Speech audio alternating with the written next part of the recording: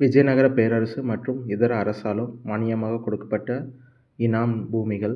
அந்த நிலங்களை ஒழுங்குபடுத்த முன்னாள் முதல்வர் திரு. காமராஜர் அவர்கள் தமிழ்நாடு இனாம் ரத்து மற்றும் ராயத் வாரியாக மாற்றுதல் சட்டம் 1963 அமல்படுத்தினார்.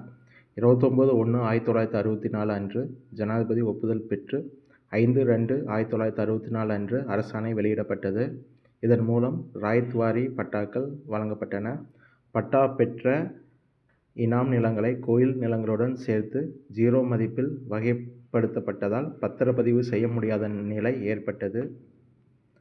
கரூர் மாவட்டத்தில் இனாம் நிலங்கள் மீது விதிக்கப்பட்ட தடை தமிழக அரசு நீக்கியுள்ளது. மேலும் அரசாணையில் கோவை, ஈரோடு, திருப்பூர் மாவட்ட சார்ந்த விவசாயிகளின் இனாம் நிலங்களுக்கு ரத்து செய்ய வேண்டும் என விவசாயிகள் கோரிக்கை விடுக்கின்றனர். மேலும் பாஜக தலைவர்கள் இனாம் நிலங்கள் கோயில் நிலங்கள் என நிரூபித்தால் 25,000 கோடி பரிசு என விவசாயிகள் சங்கம் கூறி வருகின்றனர்.